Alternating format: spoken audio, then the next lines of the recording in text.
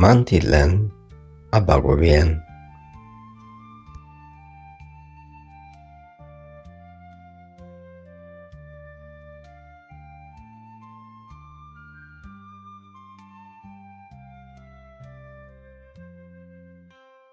ሓደ እዋን ሓደ ኣባ ጎብየን ሓንቲ ማንቲለን ኣብ ሓደ በረኻ ይነብሩ ነበሩ።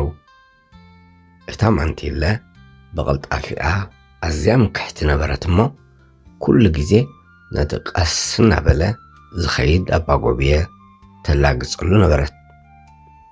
እቲ ጎብየ ናይታ ማንቲለ ፀርፍን ላግፅን ምስ በዝሖ ንወዳደር እሞ ምና ከም ዝቐድም ሽዑ ንርኢ በላ።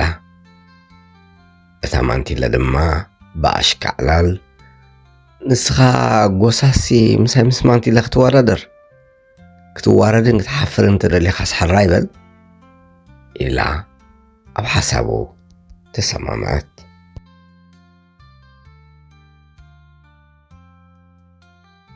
ኣብ መዓልቲ ቅድድም ድማ ኣብቲ ናይ መወዳደሪ ቦታ ተረኽቡ። ነቲ ዝነብሩሉ በረኻ ኮሊሉ ናብዛ ቦታ ዝተመልሰ ይዕወት ብምባል ድማ ተሰማምዑ።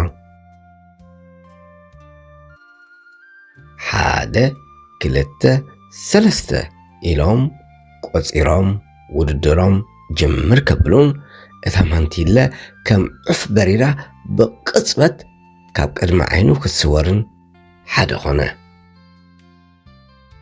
እታ ማንቲለ ናህሪ እንዳወሰኸት ነዊሕ ከይፀንሐት ነቲ ጎብየ ገዲፋቶ ዕዝር በለት።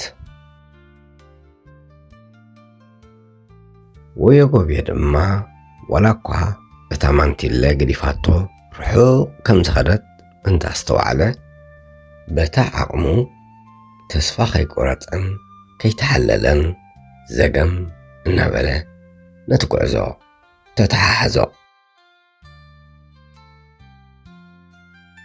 እታ ማንቲለ ድማ እዚ ጎታት ጎብየስ ምሳይ ምስ ማንቲለ ክወዳደር እንታይ ዓይነት ንዕቀት እዙ ጽናሕ ጥራይ ምን ምዃነ ከርእየካ ብምባል እናጉረምረመትን እናፈከረትን ከይትረዳኣ ዓቐብን ቁልቁልን ከማይ ሰተየቶ። ልባ ክሳብ ዘሕማ ብሓይሊ ክትጎይ ዝወዓለት ማንቲለ ፀሓይን ጽምኢ ማይን ተሓዋዊስዋ ምኽኣል ሰኣነት እሞ ንድሕሪት ቁሊሕ ኢላ ምርኣዩ ምሰኣነት ክላ ዝጎሳስ ጎብየ ጌና ድሕሪት እዩ ዘሎ፣ ስለዚ ኣብዛ ጽላል ንእሽተይ ዕሪፈ ሓይለይ ኣኻኺበ ተሪፋት ንዘላ ሓፀር ጉዕዞ ክዛዝማ እየ ብምባል እለይ በለት። ኣብ ትሕቲ ጽላል ናይቲ ዓባይ ገረብ ምስ ተገምሰሰት ጥዑም ድቃስ ወሰዳ እሞ እቲ ጎብየ ከዓ ቀስ ኢሉ ብድቅስታ ሓሊፍዋ ጉዕዞ ቀጸለ። ድሕሪ ቁሩብ ግዜ ሃንደበት ብር ኢላ ብስምባለ ተበራበረት እሞ እቲ ድሕሪት ዝገረፈቶ ጎብየ ሓሊፍዋስ ናብቲ ናይ ዓወት መስመር ቀሪቡ ምስ ረኣየት ስምባደን ሕርቃንን ተሓዋዊስዋ ዘለዋ ሓይሊ ኣኻኺባ ክትሕንበብ ጀመረት።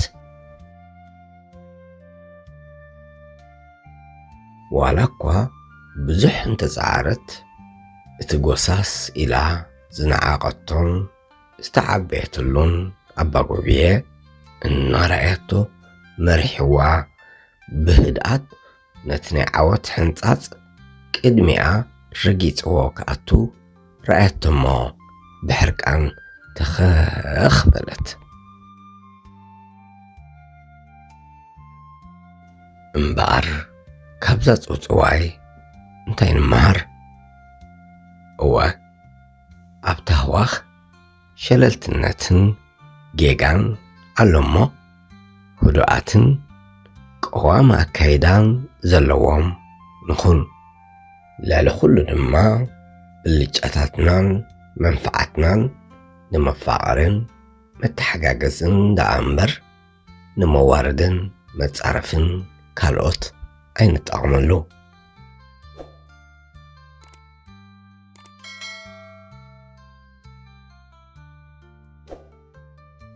በሉ ክሳብ ኣብ ዝመጽእ ግዜ ብኻልእ ጽውጽዋይ ንራኸብ። ሰስናዩ ንዓኹም